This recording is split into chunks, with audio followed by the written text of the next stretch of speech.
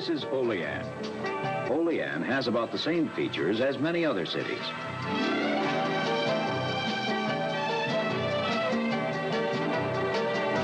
But it does have one thing that's very much different. Olean is protected by the unsleeping Ides.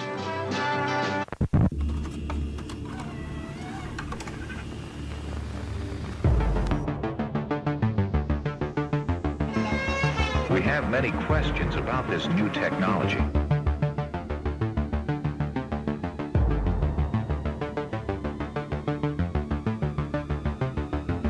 You are recorded. Une petite révolution sur le marché de la vidéosurveillance, une caméra nouvelle génération dite intelligente.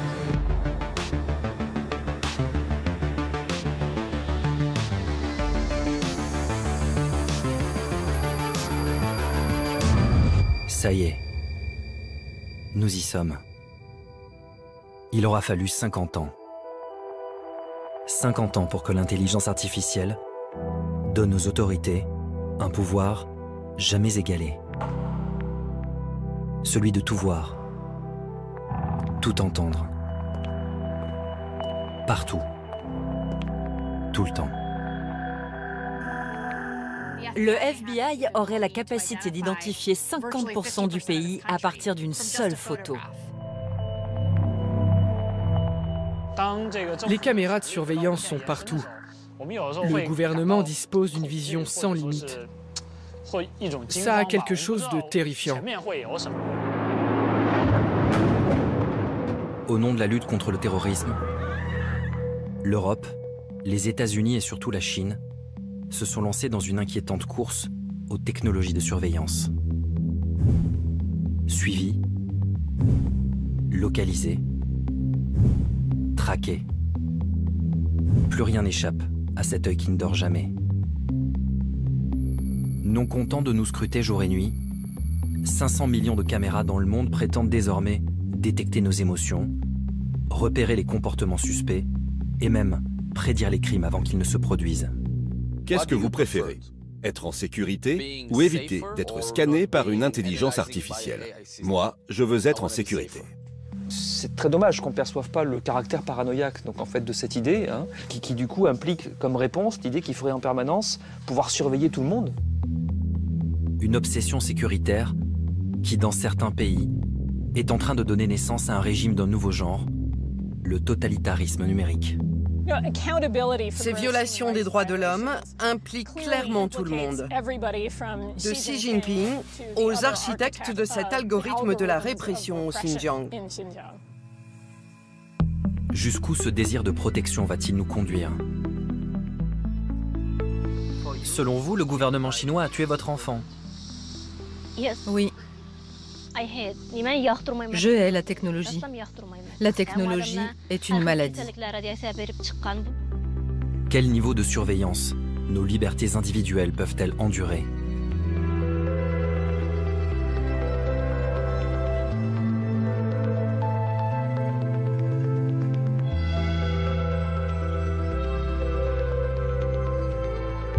La révolution numérique va-t-elle transformer notre monde en une planète habitée par 7 milliards de suspects?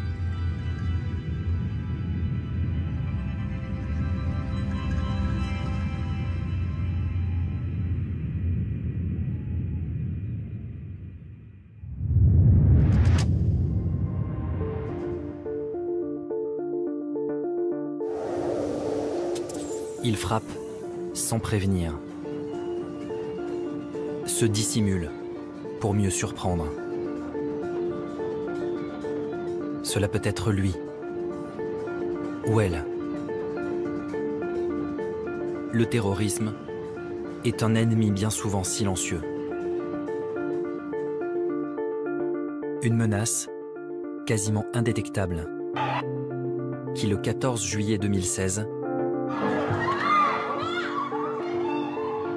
a plongé toute une ville dans l'angoisse. Nice. Nuit d'horreur à Nice. Ce camion qui a foncé sur la foule en pleine fête du 14 juillet sur la promenade des Anglais. Le bilan Effroyable s'alourdit donc encore ce matin. Il est désormais d'au moins 84 morts, parmi lesquels des enfants. En pleine fête nationale, un terroriste au volant d'un camion fou sème la mort dans la ville la plus vidéosurveillée de France. Un drame que certains ont vécu en direct à travers les écrans du centre de vidéosurveillance. Comment est-ce qu'on peut imaginer à un moment donné qu'un être humain puisse avoir l'idée de faire ça? On était sur une scène de guerre.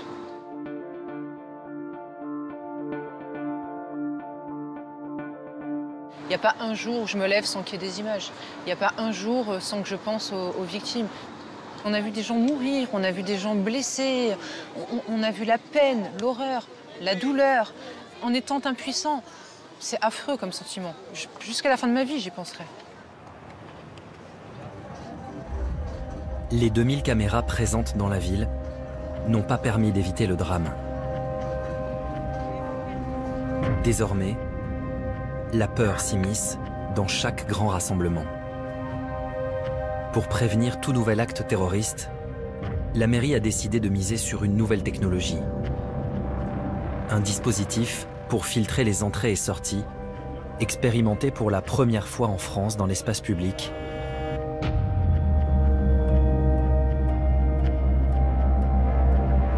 La reconnaissance faciale.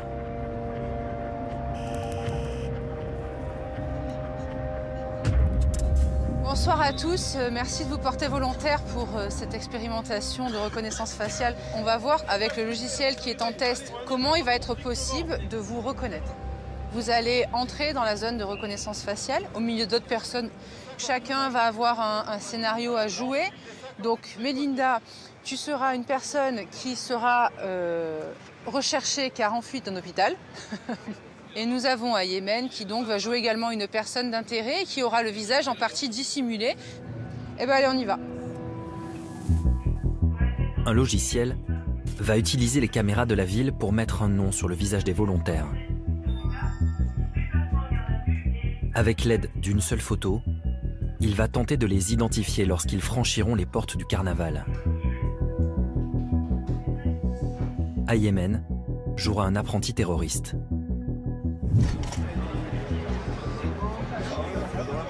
En quelques secondes, le jeune homme est reconnu par le logiciel et interpellé par les policiers. La loi française ne permet pas aujourd'hui l'utilisation de la reconnaissance faciale sur la voie publique.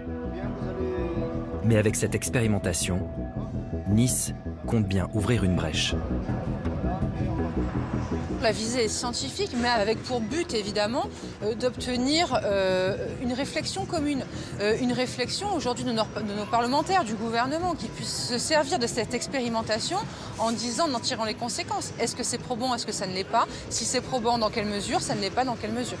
Si on avait la possibilité d'inscrire demain les personnes qui sont fichées au motif de radicalisation à caractère terroriste, eh bien on aurait l'opportunité de pouvoir suivre en temps réel leurs déplacements et de pouvoir ainsi se prémunir en les interdisant, par exemple, d'approcher les zones de grands rassemblements.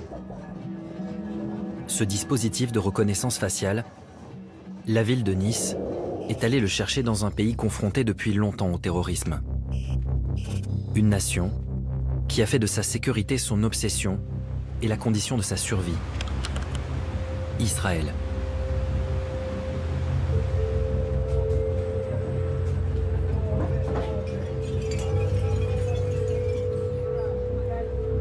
C'est en banlieue de Tel Aviv, derrière les parois vitrées de ce bâtiment, que le logiciel testé à Nice a été mis au point. Créé en 2015, la start-up israélienne AnyVision a été l'une des premières à se spécialiser dans la reconnaissance faciale. Elle fait aujourd'hui partie des leaders mondiaux dans le domaine.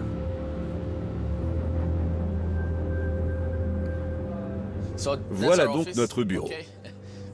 Nous avons environ 250 personnes en tout qui travaillent pour nous. Et 6 bureaux à travers le monde. Là, nous avons 150 personnes. Ça, c'est notre salle à manger. Si vous voulez prendre un café, vous pouvez vous servir. On a une machine à expresso fabuleuse.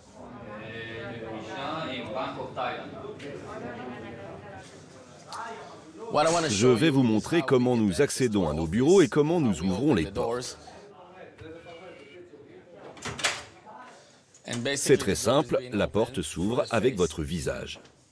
C'est l'avenir. Dans le passé, on ouvrait avec une clé. Demain, ce sera avec le visage. En 4 ans, Anyvision a multiplié ses effectifs par 10 et pèse aujourd'hui plusieurs dizaines de millions de dollars. D'après son PDG, son logiciel est capable de reconnaître n'importe qui, dans n'importe quelle condition, avec une efficacité estimée à plus de 99%. Voici comment fonctionne l'intelligence artificielle. Tout d'abord, on détecte le visage.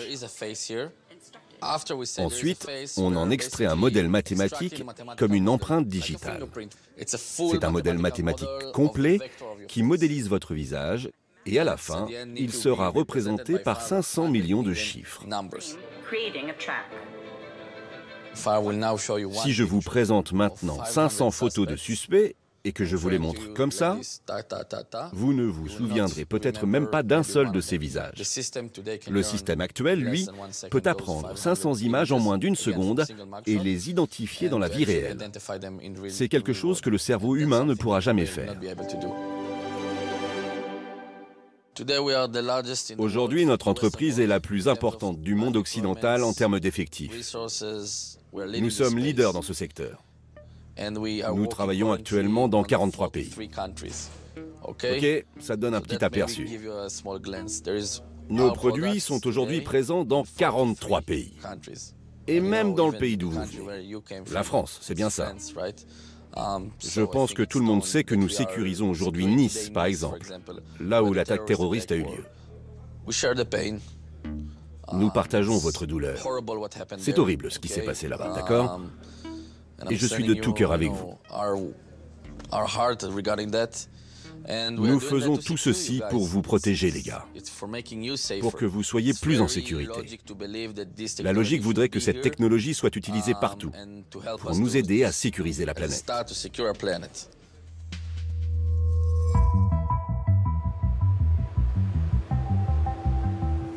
Banques, hôpitaux, écoles. Le dispositif de reconnaissance faciale d'Anyvision est utilisé partout en Israël, y compris par la police pour sécuriser la ville de Jérusalem.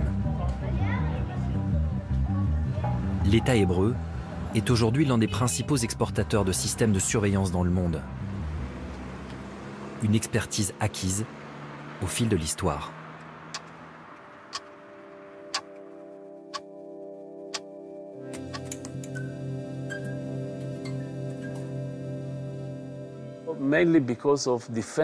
Nous avons commencé à investir dans l'intelligence artificielle visuelle, principalement pour des raisons militaires, il y a déjà plus de 20 ans. Vous savez, Israël est né pendant la guerre, il y a environ 70 ans, et la guerre n'est toujours pas terminée. Je veux dire, la situation s'améliore. On a signé des accords de paix avec nos vieux ennemis, mais pas avec tous. Se défendre est important. Nous sommes 6 millions de Juifs en Israël, entourés de 360 millions d'Arabes.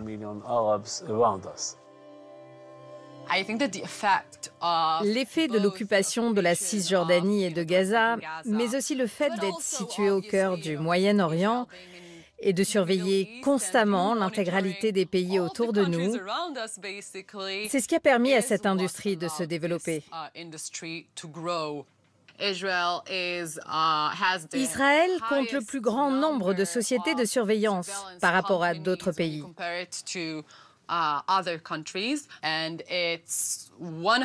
Et pour être tout à fait clair, dans 100% des cas, je ne connais pas une seule personne dans ces entreprises qui n'ait pas servi dans des unités de renseignement de l'armée. C'est ça la grande force d'Israël. Et Anyvision n'échappe pas à la règle.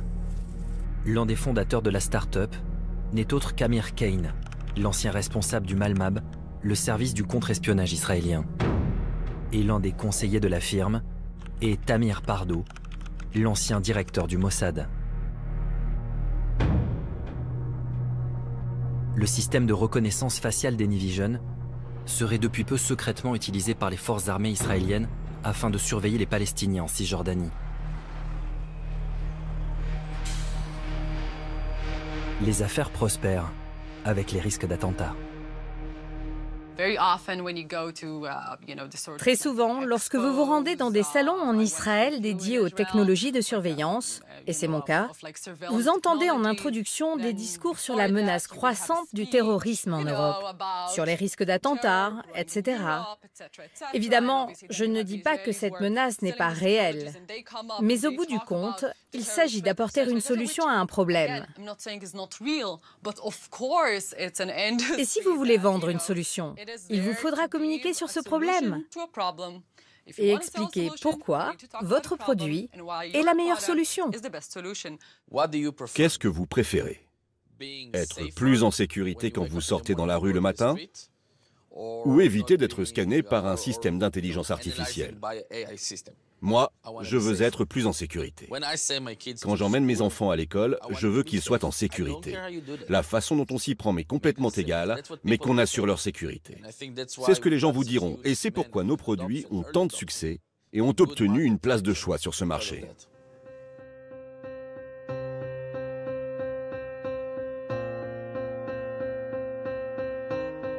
En 15 ans, les actes terroristes sont passés de 2000 à près de 14 000 par an dans le monde. Quant au nombre de tués, il a été multiplié par 9. Comme un virus, la peur des attentats se propage. Et les villes se protègent.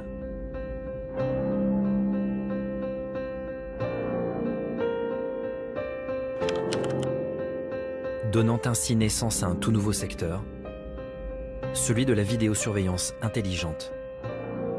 Un marché estimé aujourd'hui à près de 40 milliards de dollars, que certains appellent le marché de la peur. C'est un modèle de société paranoïaque en réalité qui se cache derrière, où l'ennemi est parmi nous, est caché parmi nous, et c'est un de nos frères au fond parmi nous. Voilà.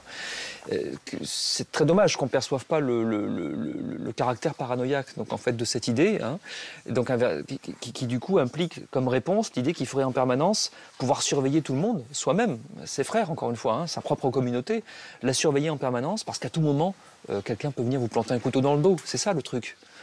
Pour arriver à un tel niveau de conception paranoïaque de la société, il faut soi-même vivre dans la peur, en fait, avoir une représentation du monde complètement apeurée, quoi. Est-ce que, finalement, vous n'êtes pas un peu paranoïaque? C'est vrai que quand il y a 86 morts sur la promenade des Anglais, on peut appeler ça de la paranoïa. C'est presque une vision. Si c'est de la paranoïa pour vous, non. Pour moi, ce sont des faits. Ce sont des menaces.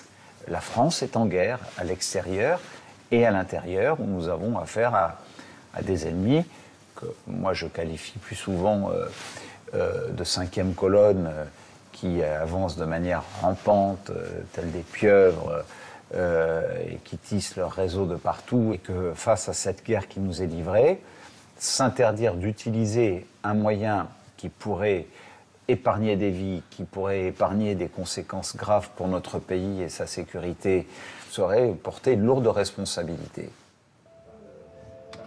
Fasciné depuis longtemps par le modèle israélien, le maire de Nice a fait voter 2 ans après l'attentat un vaste plan d'expérimentation dans sa ville.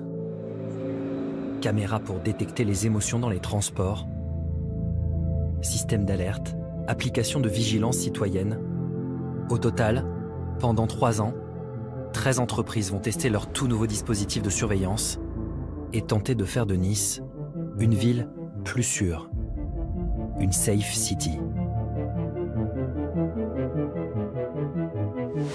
Un projet piloté par le géant français de l'armement, Thales. « 98% des attentats qui ont été empêchés l'ont été par des renseignements humains. Deuxième chose, même dans l'enquête qui existe toujours à Nice, sur d'éventuelles complicités, etc., qu'est-ce qui nourrit le travail des enquêteurs après coup, mais c'est tous les éléments classiques de l'enquête de police judiciaire, l'enquête de voisinage, d'un côté, l'étude de la téléphonie, l'étude de l'ordinateur, voilà. C'est pas les caméras, encore une fois, qui n'ont fait que filmer l'horreur à l'instant où il se produit, c'est-à-dire qui n'ont servi rigoureusement à rien, véritablement à rien. Alors, le discours politique continue, ça marche pas, mais c'est pas grave, je suis déjà passé à l'annonce suivante. J'ai déjà prévu le gadget de sécurité d'après, le dispositif d'après, parce que j'entre dans la campagne d'après, on voit bien. C'est une espèce de fuite en avant, continue, puisqu'il s'agit toujours, encore une fois, de continuer à camper la posture politique sur laquelle on pense qu'on se fera réélire, et de faire tourner le commerce, dans une alliance objective.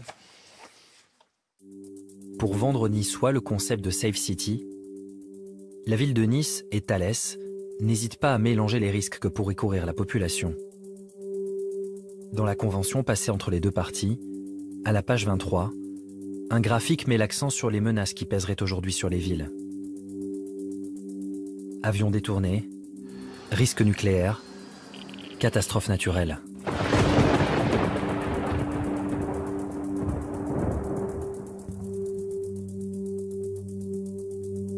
Page 42, la Convention pointe les obstacles qui pourraient nuire à la mise en œuvre du projet.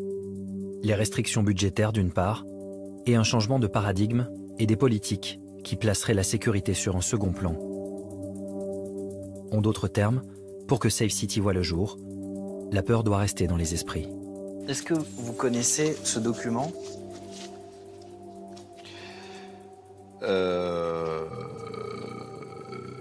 Oui. Oui, bien sûr. Est-ce que vous pouvez regarder à la page 42 ? Oui. Volontiers, je n'ai pas lu... vous imaginez, puisque je demande à mes collaborateurs de me faire des synthèses, mais... Est-ce que quand vous voyez ça, est-ce que vous ne pensez pas que quelque part, Thales joue avec vos peurs ? Non, pas du tout. Je dis que heureusement qu'il y a des industries et de grandes industries françaises qui travaillent sur des sujets qui peuvent être mis à disposition des pouvoirs publics. Vous pouvez me proposer qu'on en revienne aux arbalètes, aux armes du chevalier Bayard à Marignan. La guerre du XXIe siècle se mène avec les armes du XXIe siècle.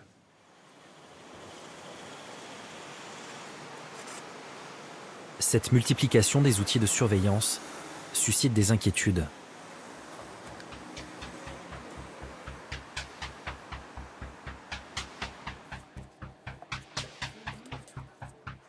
Plusieurs associations ont décidé de faire front commun pour dénoncer ce qu'ils considèrent comme une atteinte à nos libertés individuelles.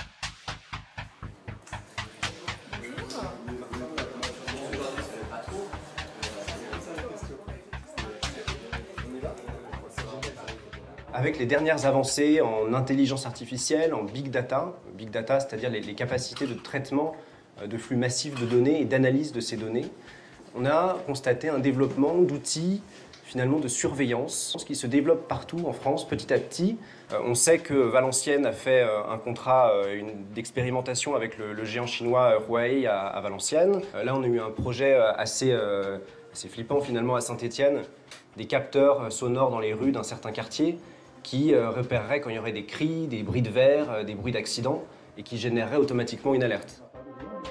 Depuis plusieurs années, la Quadrature du Net et la Ligue des droits de l'homme multiplient les recours juridiques contre ces expérimentations qui ne respecteraient pas le RGPD, le nouveau règlement européen de protection des données, adopté en 2016.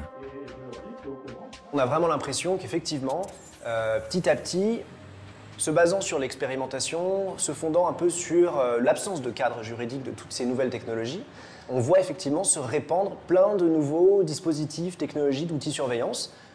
Et les élus et les acteurs qui sont dans ce milieu-là en profitent parce qu'en fait, on est dans l'opacité, on est dans le manque de débat public, donc on peut expérimenter et développer sans que personne ne s'en rende compte. Mais il faut justement lutter contre cette opacité, parce que c'est trop dangereux pour nos libertés.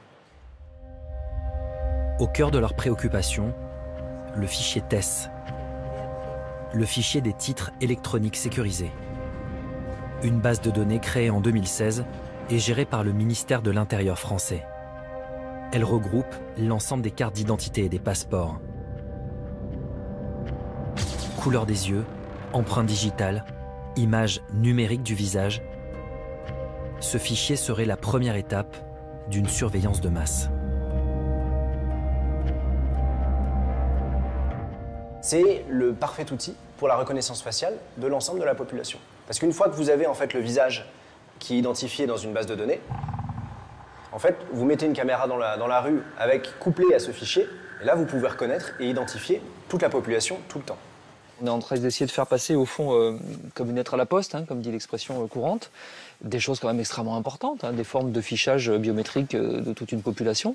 Certainement qu'au début, ce sera toujours pareil, hein, c'est réservé, d'abord avec toutes les garanties de confidentialité, réservé à un usage très précis, administratif, bureaucratique, machin.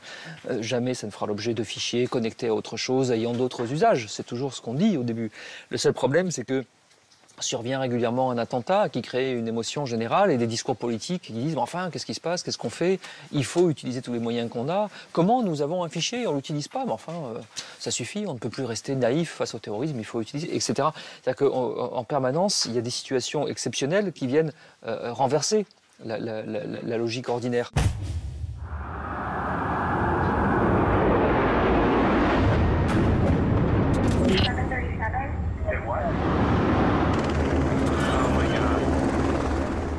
Aux États-Unis, l'événement qui a renversé la logique ordinaire a eu lieu le 11 septembre 2001, lorsque 4 avions sont venus détruire les symboles d'une Amérique toute puissante. 45 jours plus tard, George Bush riposte avec une mesure qui va transformer la société américaine en profondeur, le Patriot Act. Patriot Act was the clear, considered response of a nation at war. Le Patriot Act étend considérablement les pouvoirs des autorités américaines.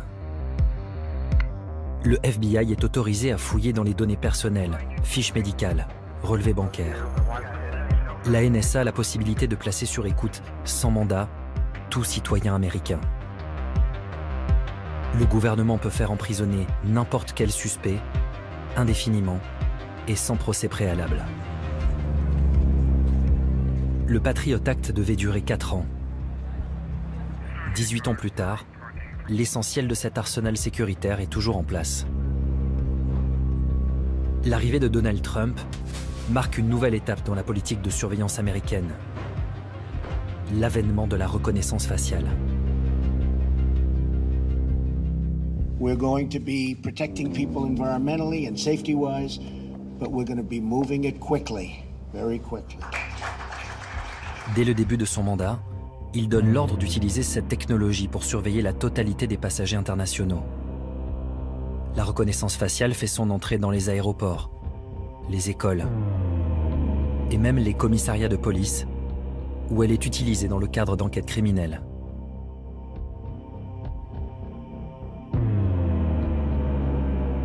Une contamination qui fait descendre les Américains dans la rue et force le Congrès à ouvrir une commission d'enquête sur la reconnaissance faciale.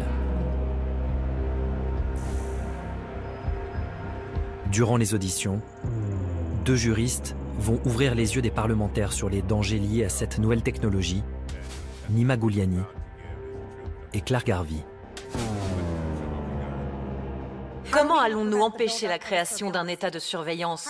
Comment protéger les libertés que nous accorde le premier amendement et ne pas se dire « je ne peux pas aller à cette manifestation de peur que mon visage soit scanné ». La reconnaissance faciale donne aux forces de l'ordre un pouvoir qu'ils n'ont jamais eu auparavant. En 2016, nous avons déposé des demandes d'accès à des documents publics dans plus de 100 juridictions à travers le pays, demandant simplement quelles données biométriques y étaient conservées. Et nous avons découvert que plus de la moitié des Américains aujourd'hui figurent dans une base de données de reconnaissance faciale utilisée dans les enquêtes criminelles. Et ce, uniquement grâce à leur permis de conduire ou à leur carte d'identité. Et ça, personne ne le savait. Ça nous a tous surpris. Le FBI aurait la capacité d'identifier 50% du pays à partir d'une seule photo. Le Congrès n'a jamais autorisé le FBI à avoir accès à ces informations. Et les gens qui obtiennent leur permis de conduire n'ont jamais coché une case ou spécifié « Je consens à être dans cette énorme base de données de reconnaissance faciale ». Les deux femmes vont révéler l'une des défaillances les plus inquiétantes du système de reconnaissance faciale. Son incapacité à identifier correctement les personnes de couleur.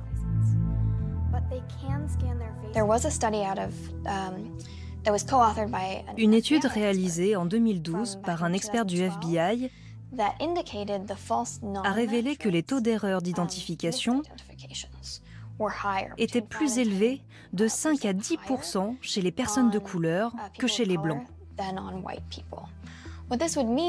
Et qu'est-ce que cela signifie?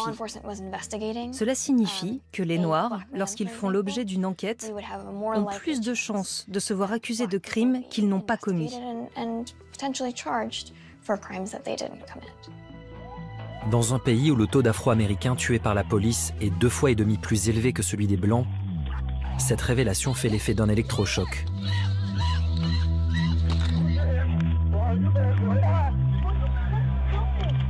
D'autant qu'une firme propose aux policiers un nouveau système qui leur permettrait d'utiliser la reconnaissance faciale sur le terrain en temps réel avec des caméras embarquées.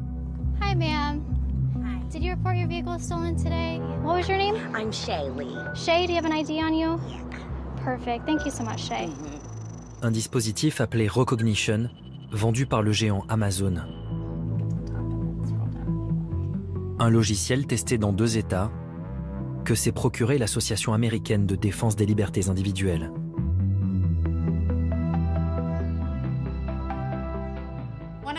Ce que nous voulions faire, c'était tester le logiciel de reconnaissance d'Amazon, tester son efficacité.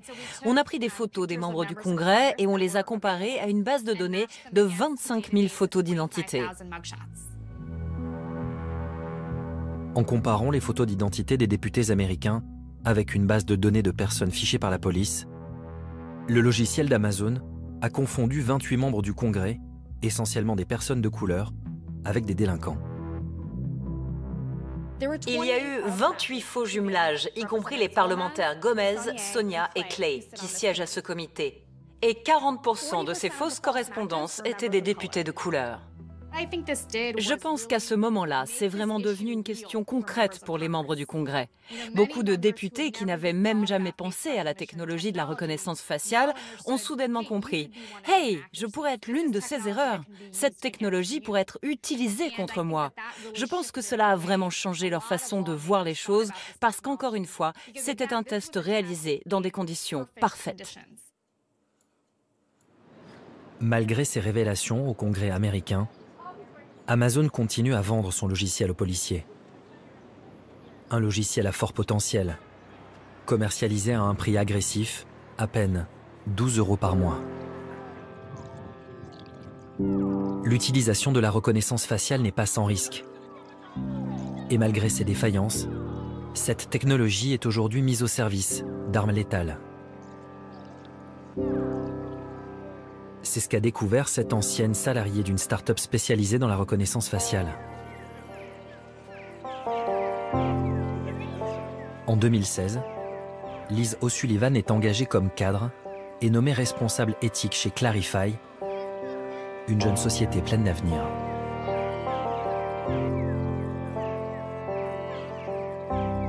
À l'époque, c'était une opportunité incroyable. Clarify était la start-up de New York. Tout le monde en parlait. C'était en plus une entreprise qui œuvrait pour le bien-être de la société. Sa mission, c'était de rendre la vie meilleure. C'était leurs éléments de langage. Nous étions tous très fiers. C'était comme une secte. C'était vraiment très amusant. Tout le monde était si intelligent, si beau et tellement amical. C'étaient les gens les plus gentils et les plus intéressants que vous pouviez rencontrer. 1 an après son embauche, l'ambiance de Clarify change du tout au tout. Liz sent que son PDG cache quelque chose. Pour une raison inconnue, ils ont décidé de dissoudre le comité éthique. Ils ont exigé que nous couvrions entièrement les fenêtres de la porte pour que personne ne puisse voir à l'intérieur du bureau. Tous ces éléments mis bout à bout ont commencé à me rendre méfiante. Et je n'étais pas la seule. La jeune femme mène son enquête et découvre ce que son PDG cherche à dissimuler. Clarify aurait passé un contrat avec le département de la défense américaine dans le cadre d'un projet baptisé Projet Maven.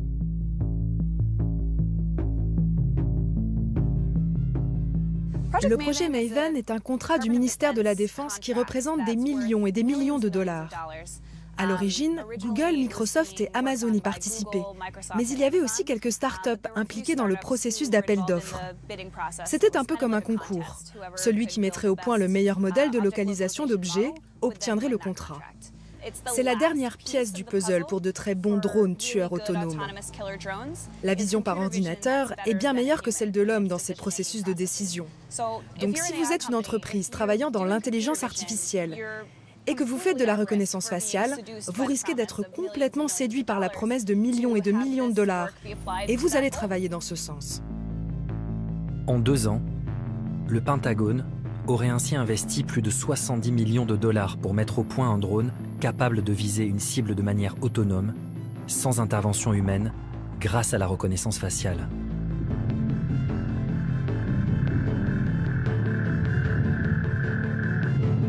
Pour tirer les choses au clair, Liz décide d'écrire à son PDG et lui poser cette question.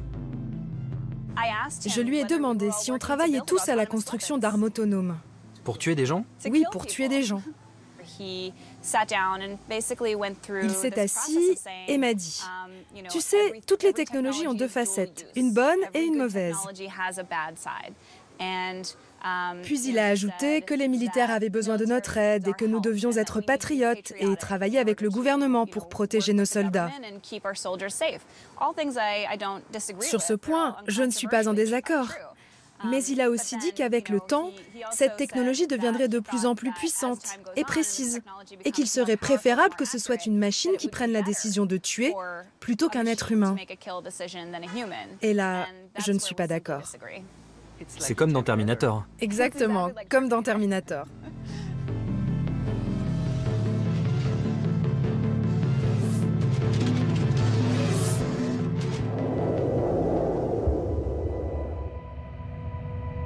Le pacte scellé entre des sociétés spécialisées dans la surveillance et l'armée n'est pas propre aux États-Unis. En Europe, ce type de partenariat public-privé a pris une ampleur considérable ces dernières années. Et il suffit de plonger dans les rapports de la Commission européenne pour s'en rendre compte. Des rapports qu'un chercheur anglais a décortiqués pendant plus de 5 ans.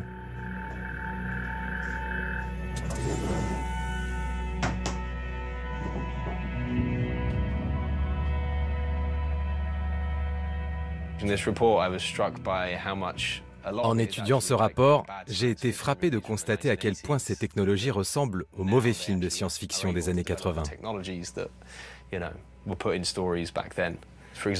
Par exemple, il y a un projet appelé Roll Border qui vise à créer des essaims de drones semi-autonomes pour patrouiller le long des frontières européennes. Il y a aussi des détecteurs de mouvement dans les égouts ou dans le système hydraulique. Ils ont également développé ce truc qui ressemble au film Johnny Five, une sorte de robot qui devait contrôler les frontières. Mais une commission d'évaluation a décidé finalement que ce produit n'était pas prêt à être mis sur le marché. Mais de l'argent a été dépensé pour ça. Oui, des millions d'euros de fonds publics ont été accordés à ce projet. Oui, tout ça, c'est de l'argent public. Votre argent. Enfin, notre argent, oui. Ces projets dignes d'un film de science-fiction n'auraient pas pu voir le jour sans d'importantes subventions publiques. 1,4 milliard d'euros de fonds européens destinés à la recherche, attribués pour près de 40% à des entreprises privées. Celex, plus de 23 millions d'euros pour 54 projets. Airbus, 40 millions pour 32 projets.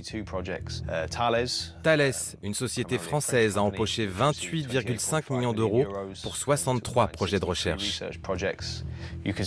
On voit que le programme de recherche sur la sécurité a été très fortement influencé par les intérêts des grandes entreprises qui ont joué un rôle important dans son élaboration, dans son fonctionnement et dans l'établissement des priorités, puisqu'il siège maintenant au sein des groupes consultatifs qui déterminent les programmes. Pour mesurer l'influence des entreprises privées, il suffit de regarder la composition du groupe d'experts chargé de conseiller la Commission européenne sur les questions de sécurité. Sur les 20 experts du groupe, un tiers déclare des liens d'intérêt avec des entreprises ou des lobbies de l'industrie de la sécurité. Le président de ce groupe, M. Alberto Benedictis, a même été directeur de l'ASD, le lobby principal des industriels de la défense. Vous savez, je ne pense pas que les personnes derrière ces projets sont nécessairement des individus malveillants. Mais il y a un dicton qui dit « l'enfer est pavé de bonnes intentions ». Ce qui veut dire que les gens peuvent essayer de faire des choses qu'ils pensent être bien, mais qu'elles peuvent avoir des conséquences malheureuses.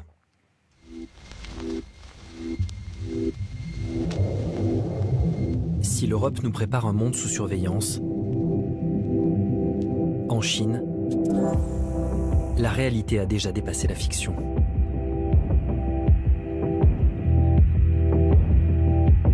Imaginez une société où plus personne n'aurait peur. Car la technologie aurait permis de diviser le crime par deux. Un pays où les vols à la tire auraient quasiment disparu. Où les citoyens auraient si bien intégré la surveillance des caméras qu'ils en oublieraient leur présence. Dans cette société idéale, plus aucun piéton ne traverserait au mauvais moment, sous peine de voir son visage s'afficher sur un écran de l'autre côté de la rue. Dans cette société idéale, les caméras seraient capables d'identifier les criminels même de dos, à leur simple démarche. Dans cette société idéale, l'intelligence artificielle aurait permis à un homme de réaliser son rêve le plus fou, prendre le contrôle total d'1,4 milliard de personnes. Xi Jinping prend conscience, lui, de l'importance de l'intelligence artificielle, je pense assez tôt quand même. C'est-à-dire qu'il faut remonter à 2008. En 2008, il est vice-président de la République et il est aussi responsable des Jeux Olympiques de Pékin. Et c'est lui qui donc va être responsable un peu de toute l'organisation et surtout de la surveillance de la ville. Et donc à partir de ce moment-là, il va organiser tout un réseau de caméras de surveillance sur l'ensemble de la ville pour éviter toute manifestation pendant les Jeux Olympiques de 2008. Parce que très vite, il comprend que les caméras à contrôle facial, que les systèmes de contrôle vocaux pour reconnaître les gens dans la foule, que tous ces systèmes-là sont extrêmement intéressants et que s'ils sont bien organisés, peuvent donner un nouvel outil au gouvernement et à lui pour se maintenir au pouvoir. Et il met en place, on va dire, la première dictature numérique au monde. Pour mettre en place sa dictature numérique, Xi Jinping va dès le début de son mandat s'appuyer sur des géants du numérique, valorisés à plus d'1 milliard de dollars, baptisés les licornes. Huawei, Dahua ou Hikvision, ces conglomérats vont profiter d'un marché chinois fermé à la concurrence et travailler main dans la main avec le pouvoir.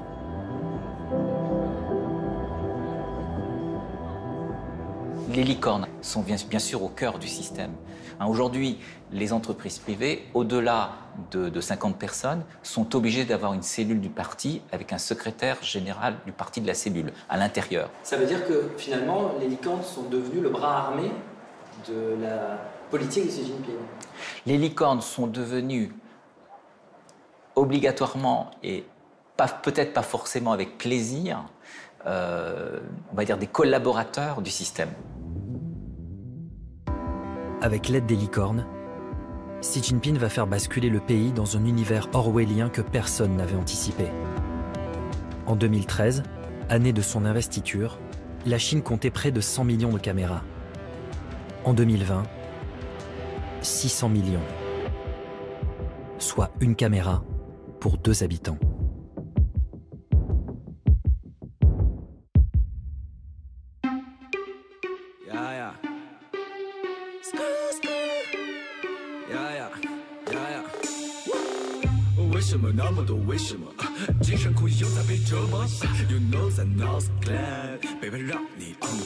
Ils peuvent connaître tes trajets quotidiens, savoir ce que tu aimes faire, ce que tu as fait aujourd'hui.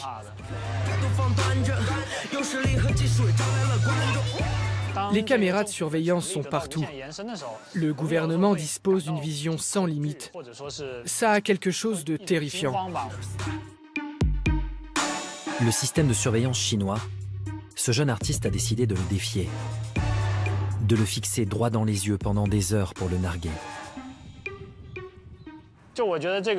Lorsque mon regard traverse la caméra, lorsque je cligne des yeux, c'est comme si j'entrais en contact avec la personne qui se trouve derrière l'écran. Nous créons ainsi un échange entre deux êtres humains. Et à ce moment-là, ce système immense, ce contrôle infaillible et effrayant peuvent être temporairement oubliés. À 29 ans, Gaëlou est l'un des rares à oser dénoncer ouvertement ce développement fulgurant du Big Brother chinois. Une surveillance très intrusive qui s'inscrit dans une longue tradition.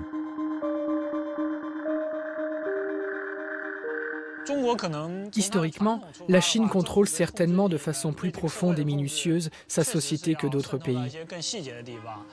Lorsque notre nation a été fondée, le pouvoir a emprunté beaucoup au modèle soviétique. Le système de dossier, par exemple. Les autorités ont un dossier sur chaque citoyen où tout est compilé, y compris les mauvaises actions qu'on a pu commettre. Et ça nous suit toute la vie. Même si on change et qu'on devient meilleur, toutes les fautes qu'on a pu commettre, même si on les a réparées, sont inscrites à jamais dans notre dossier. C'est comme une tâche indélébile. Ce contrôle social est sans limite. Et il suffit de prendre le train rapide entre Shanghai et Pékin pour s'en rendre compte. Depuis peu, voici ce que l'on peut entendre au moment du départ.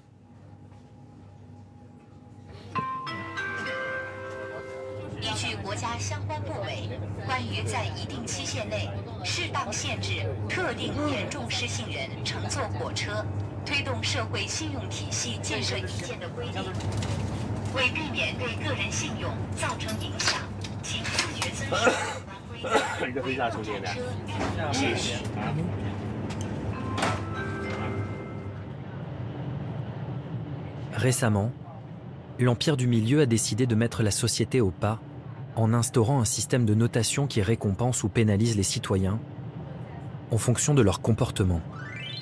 Un système baptisé crédit social, expliqué dans une vidéo pédagogique.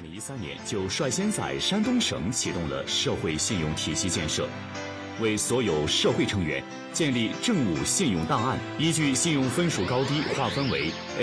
到 D 6个等级。我是 AA 信用等级，有什么激励措施？你可以参与评先进、评职称、发展党员，享受政策扶持优先，免抵押信用贷款。我酒后驾驶，等级降为 B 级。很遗憾，你不能入党，不能当村居书记，不能参选2代表1委员。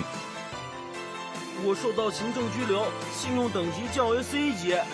Sorry， 一处失信，处处受限，你不能享受政府贴息贷款。我是法院老赖，等级降成 C 级。你将受到联合惩戒，被列入了失信黑名单。不能当兵，不能坐飞机，不能参加政府采购工程招投标，不能获得政策支持。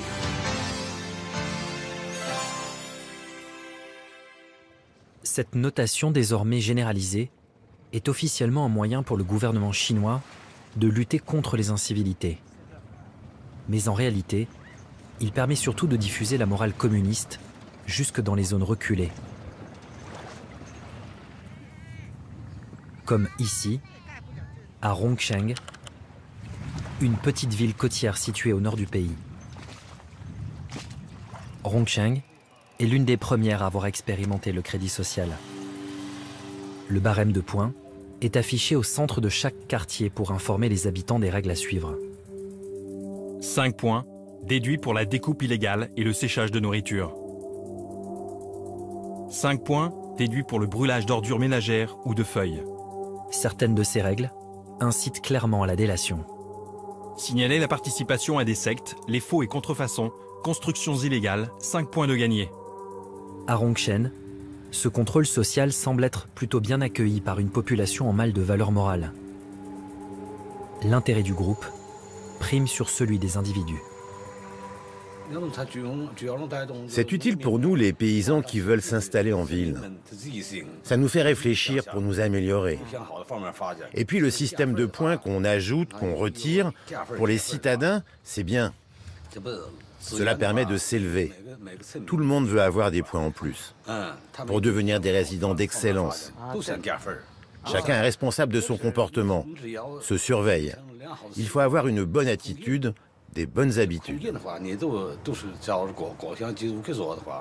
Comment voyez-vous les gens qui sont mal notés? Comment dire? Ceux qui ont des scores bas, on va un peu moins les fréquenter. Si on n'est pas vertueux, personne ne voudra vous fréquenter. À l'origine de ce système de notation des citoyens, un chercheur, membre éminent de l'Académie des sciences sociales, Lin Junhue. Ce sont ces travaux qui ont inspiré le gouvernement chinois et donné naissance au crédit social. Ça revient à dire que les citoyens sont comme des enfants qu'il faut éduquer, non? L'éducation est nécessaire. Le système de crédit social est le meilleur moyen de gérer efficacement une société. Avec cela, on peut non seulement contrôler les risques financiers, les risques bancaires, mais aussi rétablir l'éducation morale, l'honnêteté, les comportements vertueux. La résolution des problèmes par le crédit social, ce n'est pas l'envoi en prison quand on a enfreint les lois. C'est le regard du reste de la société qui trouve que votre attitude n'est pas bonne.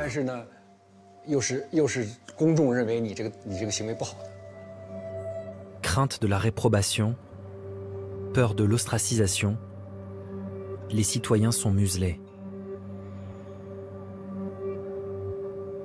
Les mieux notés ont droit au tableau d'honneur et deviennent la fierté de toute une nation, comme à l'époque maoïste. Ainsi, à Rongchen, leur visage s'affiche aux abords du siège local du Crédit Social, comme dans toute la ville. Ils sont les exemples à suivre, comme cette femme, Yuan Shangwei, une éducatrice très appréciée. Spécialiste de la santé mentale, elle travaille avec sincérité et aide les élèves pauvres. Elle s'occupe des autres enfants comme des siens. Ses élèves l'appellent même maman enseignante. Elle a été élue 5e modèle de moralité à Rongchen. Mais en Chine, difficile de mettre la main sur ces fameux mauvais citoyens.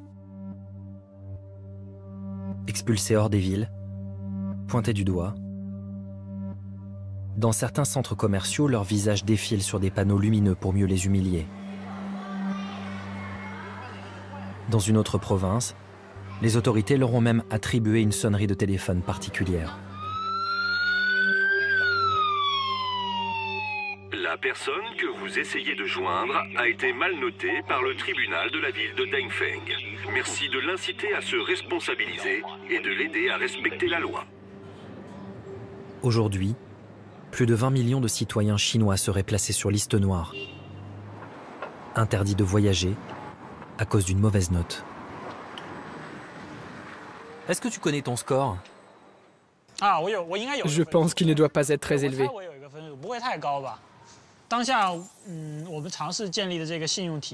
Le système de crédit social, à vrai dire, je n'aime vraiment pas ça.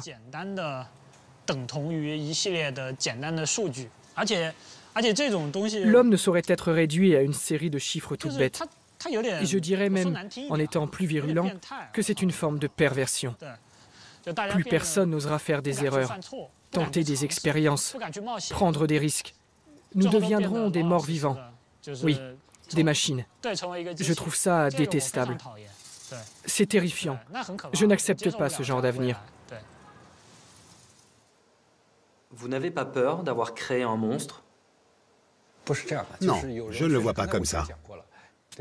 D'abord, il faut la paix et la stabilité, que chacun vive bien. Et après seulement, on réfléchira aux droits de l'homme. Vous comprenez?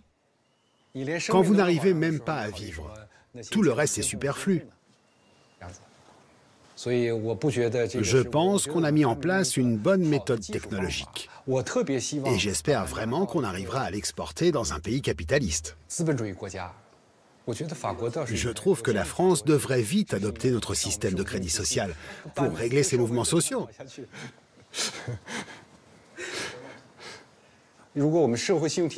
Si vous aviez eu le système de crédit social, il n'y aurait jamais eu les gilets jaunes. On aurait détecté ça avant qu'ils agissent. On aurait pu le prévoir, il n'y aurait pas eu ces événements. C'est l'un des atouts, l'un des grands avantages du crédit social. Selon ce chercheur, le Cambodge, le Sri Lanka et même le Chili et la Pologne seraient intéressés par ce système de crédit social. Progressivement, le Big Brother chinois s'exporte. Et ce n'est qu'un début. La Chine développe actuellement un immense plan d'investissement de 1000 milliards de dollars afin de renforcer ses échanges commerciaux et de la connecter avec le reste du monde. Grâce à ce projet baptisé les Nouvelles Routes de la Soie numérique par Xi Jinping, 60 à 80 pays devraient pouvoir bénéficier des technologies de surveillance chinoises.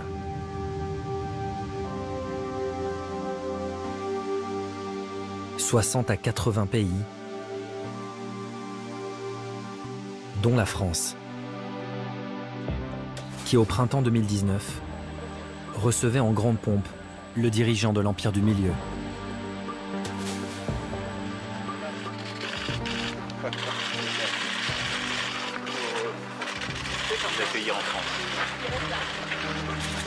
Une visite dénoncée par plusieurs associations de défense des droits de l'homme.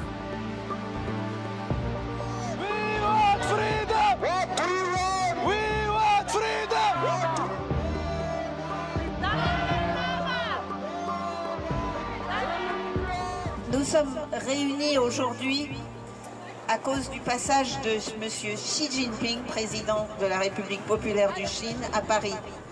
Nous savons que M. Xi Jinping est en train d'ouvrir ce qu'il appelle les nouvelles routes de la soie et qu'il espère inonder le monde à la fois avec ses produits chinois, mais aussi avec ses valeurs, comme on dit. Parmi la centaine de manifestants, beaucoup de réfugiés politiques, des Tibétains, mais surtout des Ouïghours, une ethnie à majorité musulmane vivant au nord-ouest de la Chine. Berthiard est arrivé en France en 2017.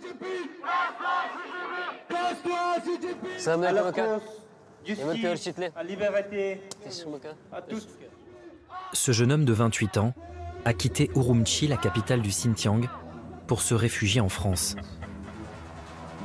En quelques années, il a vu sa ville natale se transformer en un laboratoire de surveillance à ciel ouvert. Ma ville natale me manque. J'y pense tout le temps. C'est une région magnifique, avec ses montagnes, ses lacs, ses déserts, ses jardins et ses oasis, qui n'ont rien à voir avec d'autres endroits. Mais notre ville a perdu de son charme. Au Xinjiang, il y avait déjà des caméras partout, à chaque coin de rue. Mais en 2009, nous avons appris l'arrivée d'autres technologies. Par exemple, l'enregistrement vocal. Certaines voitures de police étaient équipées de machines qui permettaient de capter des conversations à distance. Quand on se baladait dans la rue en discutant, si on voyait une voiture de police qui passait, on arrêtait la discussion jusqu'à ce que la voiture s'en aille. Ensuite, ils ont inventé un appareil, une sorte de décodeur destiné aux familles. Forcément, nous étions méfiants. Parce que les gens disaient que l'appareil pouvait enregistrer les conversations à la maison. Comme on n'avait plus la liberté de parler, on allait dans des endroits éloignés, loin de la ville. On allait au moins à 10 km de la ville, parfois 40 ou 50, pour partager nos opinions politiques. Dans des endroits où il n'y avait pas d'équipement de surveillance, comme les montagnes, les forêts ou les lacs, pour se libérer de la frustration au fond de nous, pour parler de politique, pour partager nos pensées.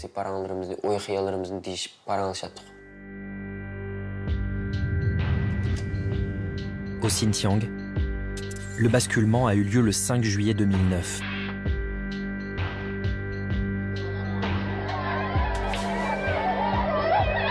Ce jour-là, de violentes émeutes éclatent à Urumqi après un soulèvement ouïghour. Une manifestation durement réprimée par la police armée.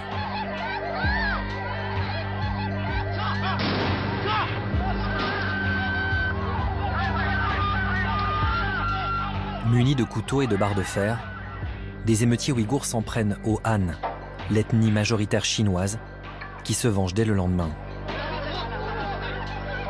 Des affrontements interethniques qui causeront plusieurs centaines de morts.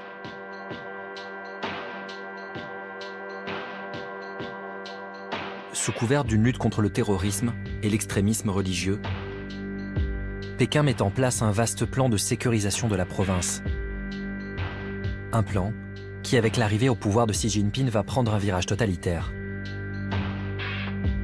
D'après un discours secret distribué aux hauts fonctionnaires locaux du parti, le président chinois appelle dès 2014 à lutter contre le terrorisme, l'infiltration et le séparatisme, en utilisant les outils de la dictature et en ne montrant absolument aucune pitié.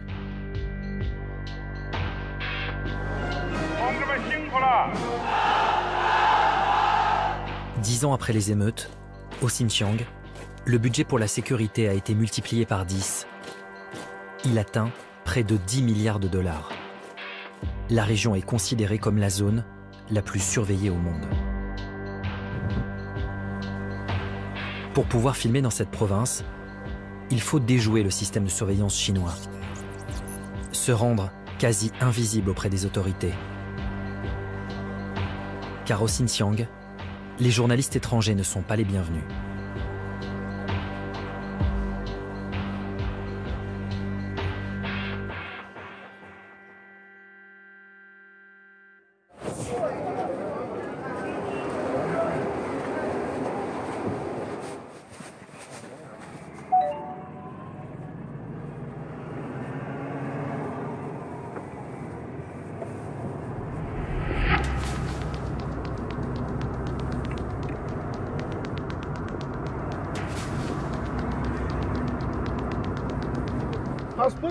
À Urumqi, le climat de peur et de méfiance est d'une rare lourdeur. Checkpoint à reconnaissance faciale contrôlé par l'armée. Commissariat à chaque coin de rue. Les Ouïghours sont constamment fouillés. Leurs téléphones portables régulièrement inspectés.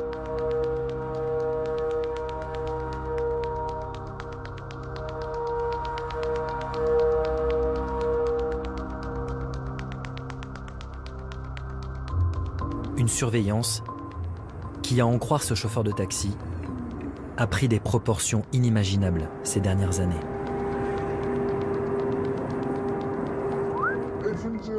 Moi, je loue un appartement. Peu de Ouïghours peuvent le faire. Sur ma porte, j'ai un QR code à l'entrée de chez moi. Un QR code? Oui. Tu veux que je t'envoie une photo? À Urumqi, les autorités chinoises ont apposé à l'entrée de tous les domiciles des Ouïghours les numéros des cartes d'identité des membres du foyer, avec en prime un QR code, un code barre pour surveiller les familles. Le QR code, ils le scannent plusieurs fois avec leur téléphone et en scannant le QR code, on obtient le nombre de personnes dans la famille, s'ils sont présents à la maison et ce qu'ils font.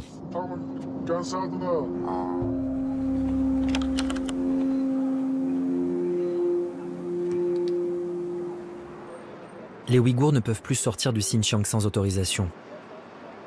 Et ils sont réduits au silence. C'est ce que nous allons découvrir dans le Grand Bazar, le quartier historique de la ville. Un quartier quadrillé par des checkpoints à reconnaissance faciale.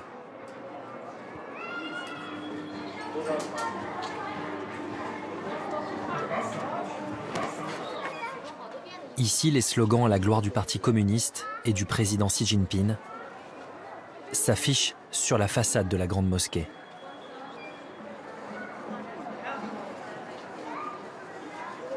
Vous êtes de la communauté ouïghour? Non, non, merci. Bonjour, on peut vous poser une petite question? Non, désolé. Non, pourquoi? On ne peut pas parler politique ici. Par contre, si vous voulez parler de nos produits locaux, pas de souci. On parle d'une répression du gouvernement chinois envers les Ouïghours. Vous en avez entendu parler? Non, j'ai jamais entendu parler de ça. Non. Dans le Grand Bazar, les autorités ont donné pour consigne aux citoyens de ne pas s'adresser aux étrangers. D'ailleurs, des policiers s'assurent que personne ne déroge à la règle. Qu'est-ce qu'il y a?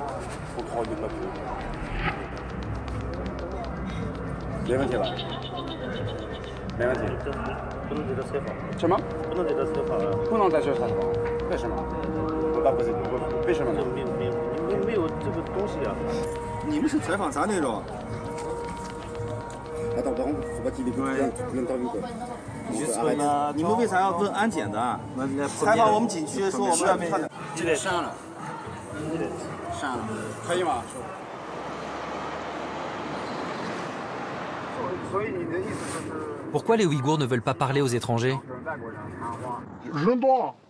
Il y a beaucoup de gens qui veulent témoigner, mais ils ont peur. Dès que l'on parle à un étranger, la police nous tombe dessus. Ce qui se passe au Xinjiang ne doit pas sortir d'ici. Le gouvernement ne veut pas que l'ONU soit au courant. Toutes les minorités se font arrêter et elles partent en rééducation. En ce moment, au Xinjiang, dans toutes les familles, il manque 3 à 4 personnes. La cible, ce sont les musulmans, ceux qui pratiquent, ceux qui vont à la mosquée. Ils vont tous en prison. Ils prennent minimum 5 ans de prison, enfermés dans des camps. Parfois même jusqu'à 25 ans. Tu connais des gens dans des camps? Ils ont pris mon père parce qu'il est allé prier à la mosquée. Mon père a 63 ans. Il a été condamné à 4 ans et 6 mois. Je ne peux rien y faire. Tu sais où il est, ton père? J'ai appris depuis une semaine qu'il est dans un camp là-bas. Est-ce qu'on peut y aller? On peut y aller, mais on ne peut pas accéder à l'intérieur. Même moi, je n'y suis jamais rentré. Et il ne faut pas y aller le soir.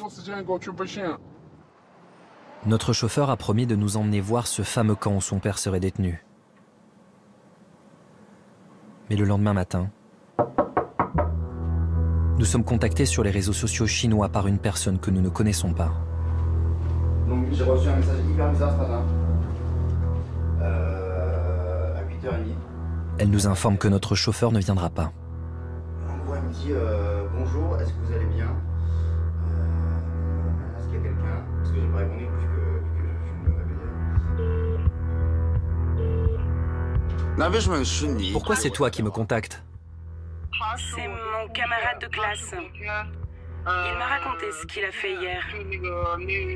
Et après, il a eu un problème. Il a reçu un appel. Il a eu des soucis. Je ne sais pas comment dire. Qu'est-ce qui s'est passé? Il va bien? Je ne sais pas comment vous dire. Il se fait interroger par les flics. La police veut connaître votre relation. Je vais contacter un ami pour voir s'il est disponible pour vous conduire. Il revient vers vous. Vous êtes d'accord? Ne parlez pas de choses sensibles à l'intérieur de la voiture. Garde pour toi tout ce que tu vois.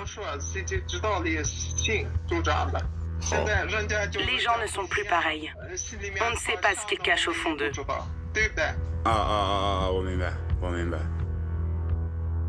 Celle qui se présente comme l'amie de notre premier chauffeur a finalement réussi à trouver un remplaçant de confiance. Mais en quittant notre hôtel, nous nous apercevons que nous sommes suivis. Plusieurs hommes nous attendent dans le hall. Nous reconnaissons l'un d'entre eux. Nous l'avions croisé la veille dans le quartier historique. Au moment de partir, nous repérons une vieille voiture sur le parking qui semble elle aussi nous attendre.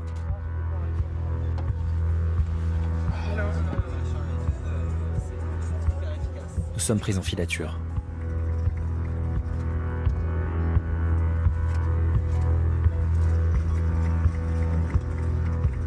Quelques minutes plus tard, une deuxième voiture, un 4x4 vert.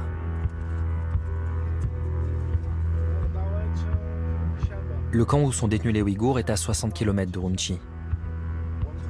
Le chauffeur nous indique qu'il ne pourra pas s'arrêter, mais simplement passer devant. Nous découvrons le fameux bâtiment. Il semble être sorti de terre très récemment. Nous sortons notre caméra pour le filmer. Mais le 4x4 vert fait barrage. Nous décidons de faire le tour et de tenter de voler une image.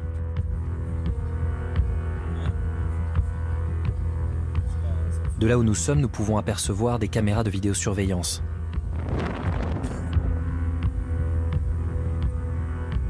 Une voiture de police et ses inscriptions sur la façade.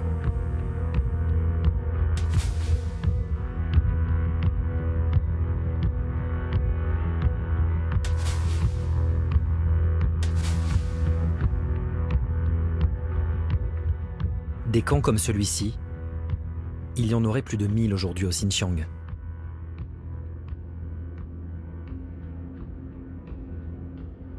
L'étude minutieuse des images satellites révèle l'étendue de la répression chinoise. Aujourd'hui, selon les ONG, plus d'1 million de personnes y seraient détenues. 1/10 de la population ouïghour.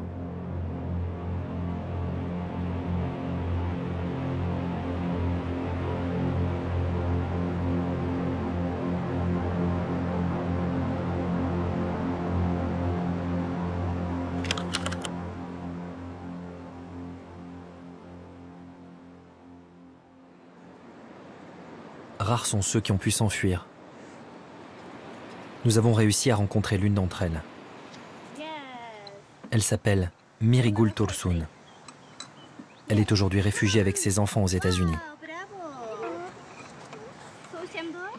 Quand je suis avec les enfants, j'oublie tout. Je remercie Dieu. J'ai perdu ma famille et les autres, mais au moins j'ai mes enfants.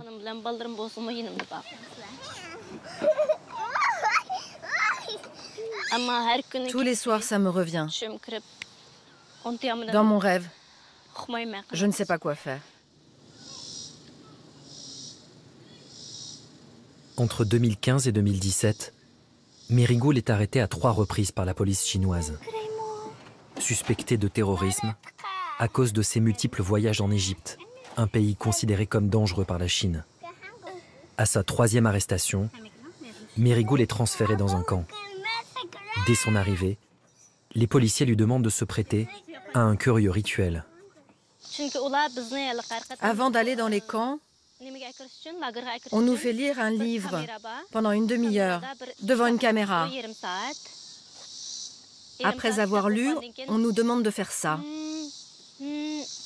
5 expressions faciales. Comme ça, comme ça et comme ça. Ils demandent à tout le monde de faire la même chose et ils nous filment. Ensuite, ils enregistrent le mouvement des yeux et ils récupèrent une mèche de cheveux. On nous fait marcher 5 pas en avant, 5 pas en arrière et ils mesurent également notre taille. Ça leur permet de nous identifier. C'est ce que je pense. Et comme ça, ils peuvent nous tracer même quand on est à l'étranger, par tous les moyens. Avec ma voix, une photo de moi de profil ou de dos. Séparée de ses enfants, seule, Mirigul découvre ce que la Chine appelle un centre d'enseignement. Un immense bâtiment quadrillé par des caméras, ressemblant plutôt à une prison, avec des barreaux à chaque fenêtre et plusieurs centaines de cellules. Merigoul a passé 3 mois dans un camp similaire à celui-ci, filmé par un journaliste chinois. J'étais cellule 210. Nous étions 68 femmes dans le même camp.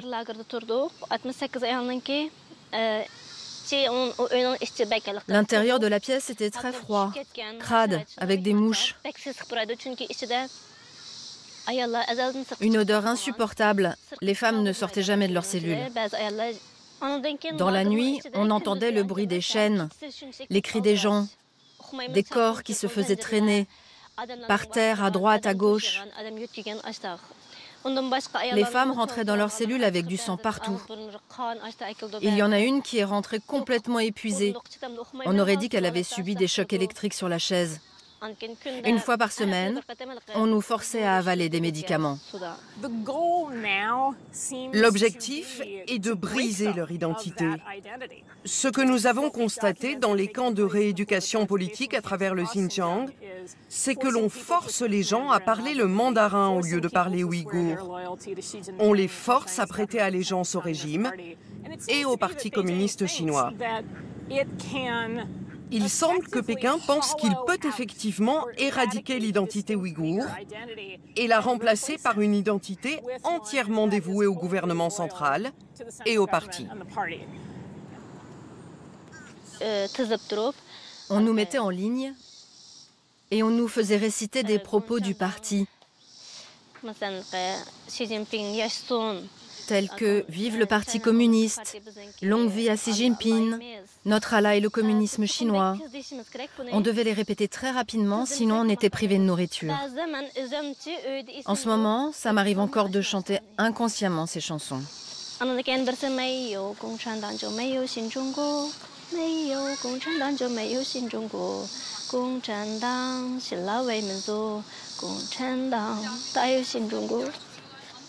Pardon, désolée. C'est leur chanson préférée, pas la mienne.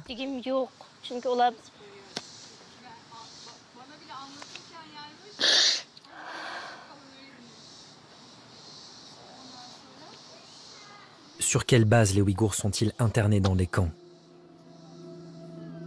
Sur quels éléments les officiers chinois se basent-ils pour considérer comme suspect un individu? La clé de ces détentions arbitraires tient dans ces lignes de code. Une série de chiffres qui, mis bout à bout, composent une mystérieuse application pour téléphone portable utilisée par les policiers chinois. Une application appelée la plateforme d'opération conjointe intégrée, qu'un hacker a réussi à récupérer. Il est l'un des meilleurs spécialistes français en cybersécurité. C'est réellement l'application que les policiers chinois vont avoir sur leur téléphone lorsqu'ils vont utiliser ce système-là. Grâce à une méthode appelée la rétro-ingénierie, il va décortiquer ce programme et nous révéler ce que les policiers chinois ont dans la tête.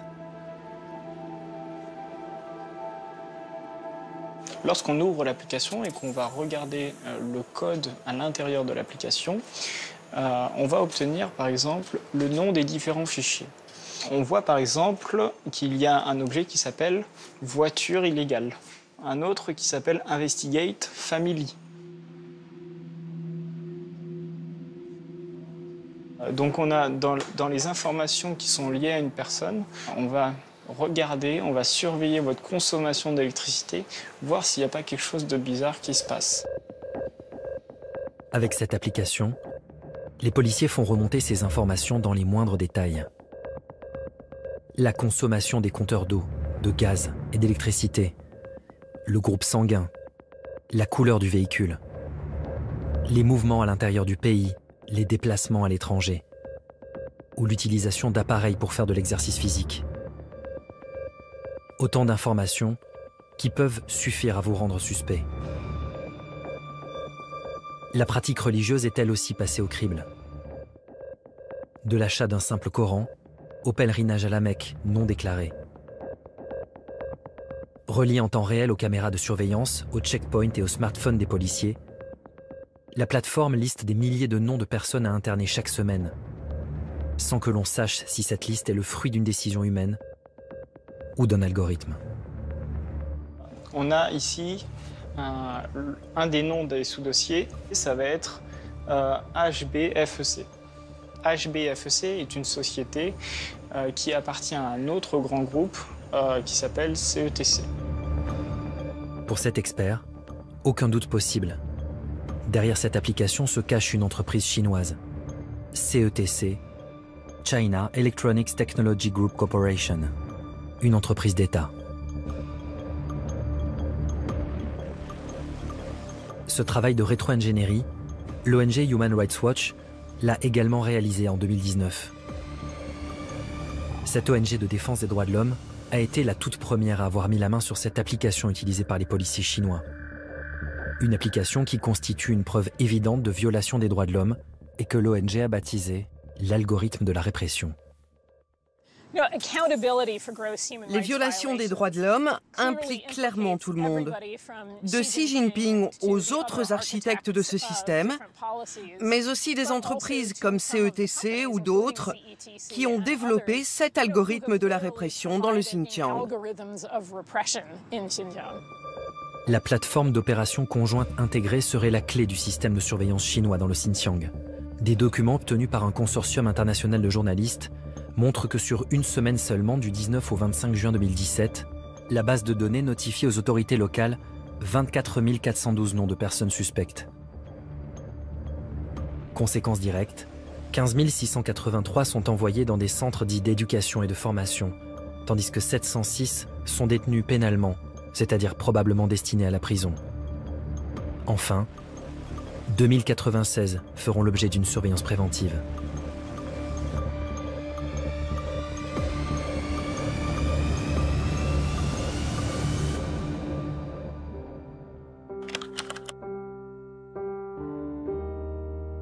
Human Rights Watch a publié un rapport détaillé sur cet algorithme de la répression et demandé des comptes à Pékin. En vain. Nos demandes d'interview sont elles aussi restées lettres mortes. À Paris, durant l'automne 2019, une réunion très discrète a été organisée dans le cadre du dialogue franco-chinois, à laquelle la presse française n'est pas conviée. Nous filmons l'événement avec un téléphone portable. Plusieurs responsables politiques français, comme les deux anciens premiers ministres, Dominique de Villepin,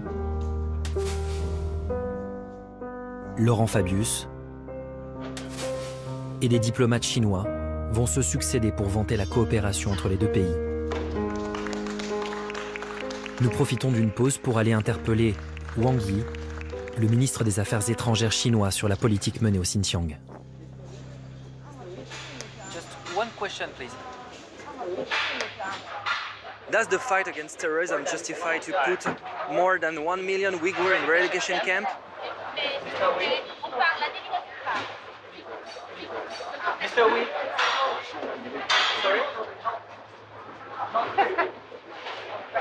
This is very impolite. Why not fair? You are accused by international NGO of human rights violation in Xinjiang. What do you say about that?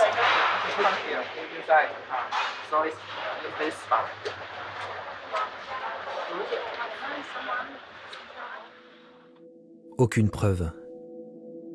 Des images mises en ligne sur YouTube par une source anonyme ne laissent pourtant pas de place au doute quant à l'ethnocide culturel ouïghour mené par le gouvernement chinois.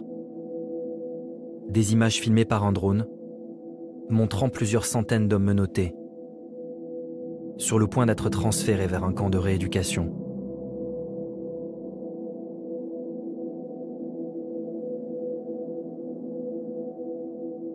La mise en place de camps de rééducation avec le système de surveillance, la position de QR code sur les maisons qui donne la possibilité aux policiers de savoir qui est à l'intérieur, combien on gagne, ce qu'on fait, si les enfants vont à l'école, etc. De trains pour emmener ces Ouïghours vers des centres de rééducation ou de concentration, évidemment, rappellent des périodes de l'histoire qui sont assez dramatiques, de systèmes totalitaires qu'on a connus, c'est vrai, en Europe. lorsqu'elle sert une idéologie totalitaire, la technologie peut causer des dégâts irréversibles.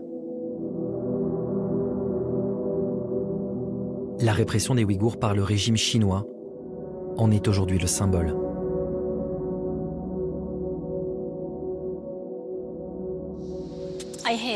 Je n'aime pas la technologie. Je la hais. Pourquoi? Avec la technologie, les sentiments disparaissent, comme si on était contaminé par une maladie. Tout est artificiel. En plus des traumatismes laissés par sa détention, Mirigoul doit également vivre avec le souvenir d'un enfant perdu.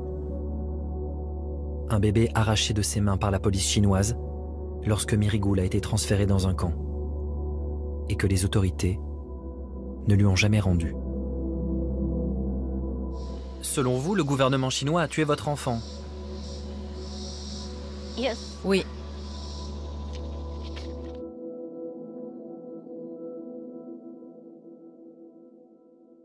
Si Mirigoul a pu s'enfuir,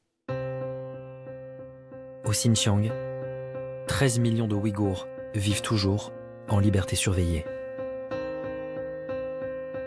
Condamnés à dénoncer en silence, sur les réseaux sociaux chinois, la répression dont ils sont victimes.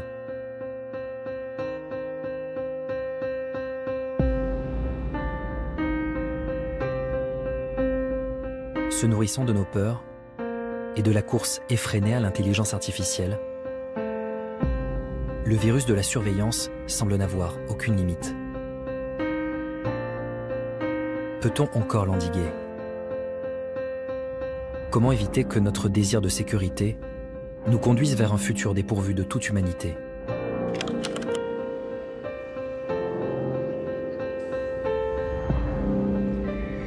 La ville de San Francisco, berceau de la révolution numérique, a fait un choix radical.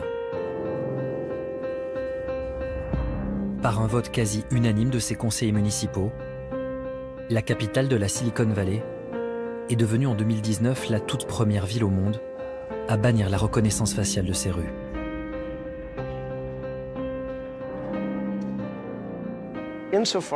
Dans la mesure où nous sommes le siège et le symbole de la technologie, et ce depuis de nombreuses décennies, je veux dire depuis l'époque de Hewlett-Packard et de certains des pionniers d'Apple, cela nous confère plus de responsabilités.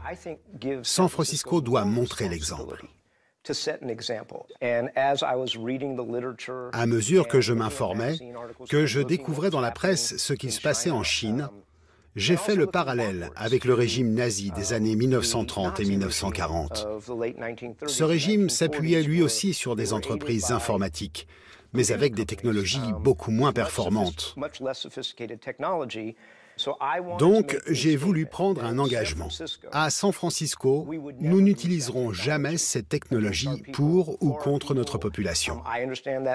Je comprends qu'il y ait des gens qui n'acceptent pas cette décision parce qu'ils veulent des rues plus sûres. Mais nous avons d'excellentes forces de l'ordre à San Francisco. Nous avons un faible taux de criminalité. Aujourd'hui, je veux remettre le génie dans sa bouteille.